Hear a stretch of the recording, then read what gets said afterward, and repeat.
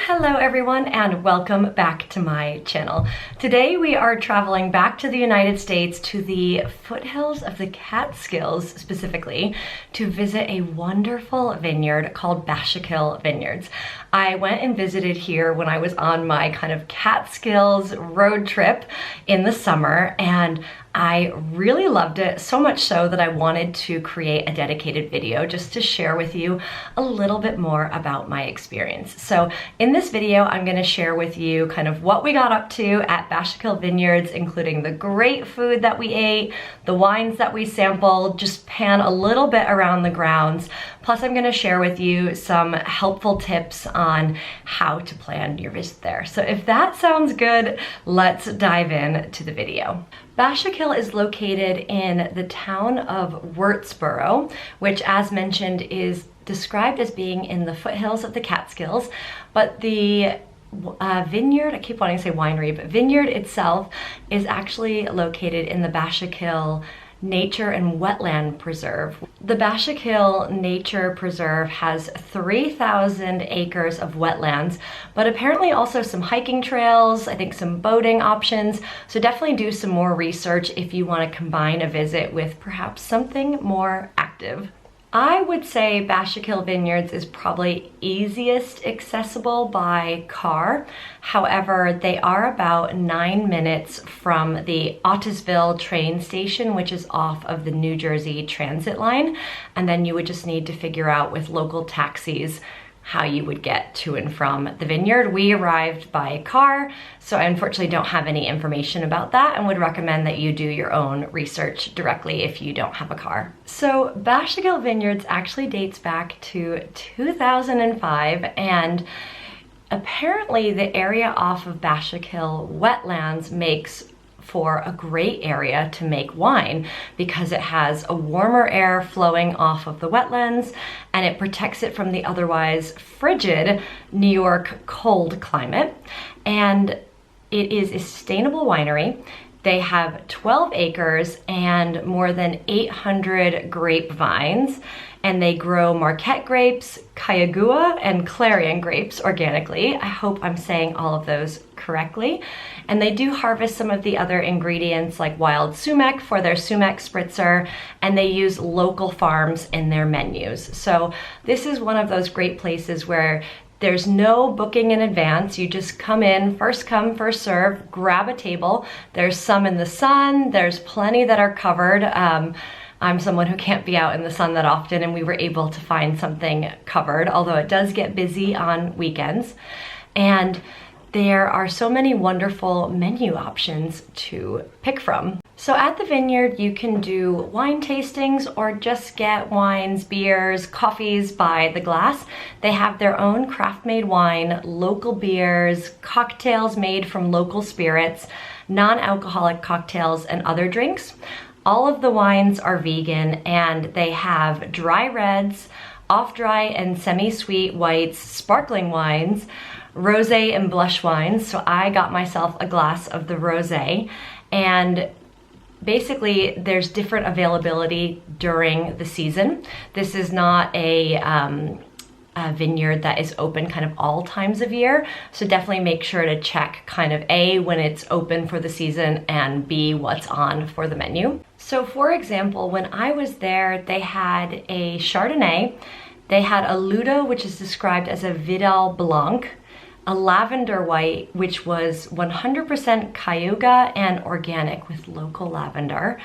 There was also a jasmine with dry rosé from 100% Merlot grapes, a tiger lily, which is a semi-sweet rosé wine from Cayuga grapes as well. So you can see there also for reds were a black bear, which was a Cabernet Franc, a red fox, which was a 100% Merlot, and a coyote, which was 100% Cabernet Sauvignon. So you can see that there's a mix of kind of traditional wines, but also some really lovely infusions with local ingredients, which makes the visit even more fun. And I should mention there's also a lot of non-alcoholic options because one of my friends that I went with was not drinking and had a really delightful iced tea. So on our visit, we sampled quite a bit of the menu, and we had these incredible truffle cheese and mushrooms, which are on local sourdough toasts with what's described as seriously the best truffle cheese, and sauteed shiitake mushrooms and truffle oil. We also had these roasted herb and beet tostadas, which were vegan and gluten-free and had beet topped with cashew cheese, arugula, homemade tarragon dressing, and crushed pistachios. We also had the pad thai shrimp tacos, which were delicious, which included baby shrimp with sticky rice, lime carrots, sweet chili sauce, peanut curry drizzle, and crushed organic peanuts. We also enjoyed this really refreshing smoked salmon on cucumber, which was a crowd hit. Now, if I'm honest, I can't quite remember what this one was, but I believe it was some sort of like plantain cake with fresh avocado salsa, which was really good. And then this here was a goat's cheese with local blueberries, and it was very decadent and fantastic. It's just simple pleasures with the cheese and the bread and the blueberries. Yum, yum, yum, yum, yum. We also got another cheesy dish, which I believe was the burrata, which came on like a very nice kind of seasoned bed with these focaccia toasts, which was also just delightful. All right, so a couple tips if you are gonna plan a visit to Bashakill Vineyards. First and foremost, I've mentioned this is an adults-only vineyard, so that means no kids allowed. They do not allow any outside food or drink on the premises. Makes sense because they have such a wide range of food and drinks, both alcoholic and non-alcoholic. There should be a little something for everyone.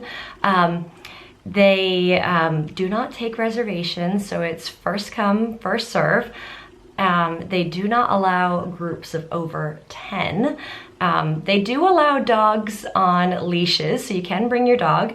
They do also have live music on Saturday and Sunday from 2 to 6 p.m., but definitely check availability because at the time of filming this in February, I went last summer, it's currently closed for the season, which makes sense because it's an all like outdoor open air, except for the tasting room inside.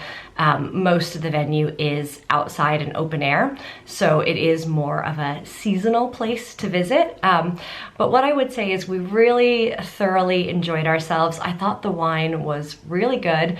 They definitely let you try, if you're kind of on the fence, you can try a couple different types of wine to decide what you want by the glass, or you can maybe commit to doing a tasting, which is fun.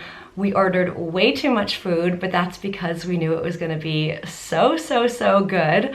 And I just thoroughly enjoyed that everything is meant to be shared. It's a really lovely place to go with a group of friends or family. Get a couple things to snack on, try a wine, a cocktail, a mocktail, like a local beer. It's just a really nice and cozy place. And we did get to enjoy some of that aforementioned live music on our visit, which was also just a nice value add to the atmosphere. So I will leave all of the details linked down below, and I am going to start a Catskills, upstate New York travel vlog series. So as I get through more of the great places we went to visit, I will leave all of those linked down below if you are planning a trip to the region. And if you have any questions at all, please leave a comment down below. If you've been to Bashakill Vineyards or the Nature Preserve before, definitely leave a comment. Let us know what you thought, because sharing is caring here on this channel. If this video was helpful to you or you enjoyed it, please hit that like button. And I would absolutely love it if you would continue, if you would consider subscribing, because it costs you nothing, but what it means is that you see all of my latest videos when you pop back on YouTube. So thanks again for tuning in, and I will see you soon.